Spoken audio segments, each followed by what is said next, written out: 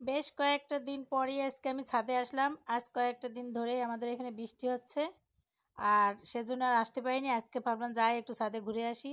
এসে তো খুব ভালো লাগতেছে কারণ আজকের আবহাওয়াটাও খুব সুন্দর ছিল। এই যে আমার মাধবীলতা গাছে কি সুন্দর ফুল ফুটে আছে আর বাতাসে দোল খাচ্ছে।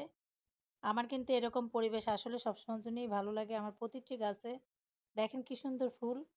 আলহামদুলিল্লাহ। এই দেখেন আমার গাছে একটা গোলাপ ফুল ফুটে আছে। আলহামদুলিল্লাহ, আমি যদি আজকে না আসতাম তাহলে এই ফুলটা আর দেখতে পারতাম না। কারণ মনে হচ্ছে ফুলটা আরো ২-১ দিন আগেই ফুটেছে। হয়তো আজকে না আসলে ঝরে যেত, আমি আর দেখতে পারতাম না। আর নিজের গাছে এরকম একটা ফুল দেখে তো আমার খুবই ভালো লাগতেছে। কিন্তু আবার একটু দুঃখও লাগতেছে, আমার বেশ কয়েকটা গাছ আসলে কেমন যেন হয়ে গেছে। হয়তো এই বৃষ্টির পানি জমে হতে পারে মনে হয়। আমি আজ কয়েকদিন আসতে পারিনি। টবে বৃষ্টির পানি জমে হয়তো আমার কয়েকটা গাছ কিন্তু মারা গেছে। আর আরো মারা যাওয়ার মতো অলরেডি কয়েকটা গাছ হয়ে গেছে। আর এই যে একটা কুমড়ো গাছ দেখতে পারতেছেন, এটা আমি লাগাইনি, এটা আপনা আপনিই হয়েছে। হয়তো বৃষ্টির পানি পেয়ে কোথাও বিচি ছিল সেখান থেকে চারাটা হয়েছে। তাহলে চিন্তা করেন আজ কয়েকটা দিন আমি আসি না, এর মধ্যেই গাছটা কত বড় হয়ে গেছে। এভাবে করে প্রতিটি গাছ দেখতেছিলাম। আসলে একটা কথাই আছে যে যত্ন না করলে রত্ন মেলে না। সেইভাবে আর এই যে লাউটা দেখতে পারতেছেন, এটা আমি বীজ রাখিছি।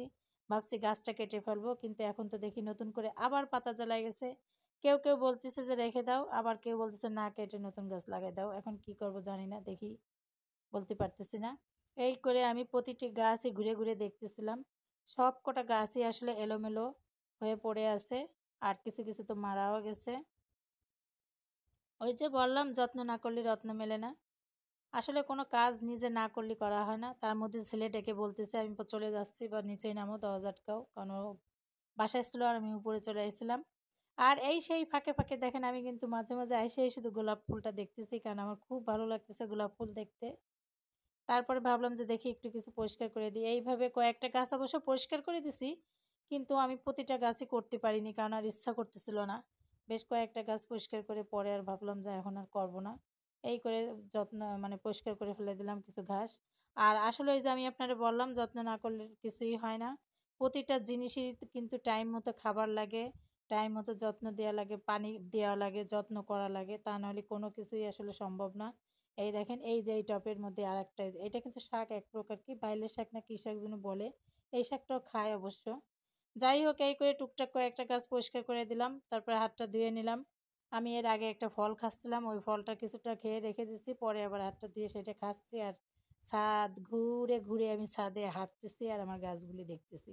গাছপালা দেখতে কিন্তু এমনি বরাবরই সবসময় জন্য ভালো লাগে।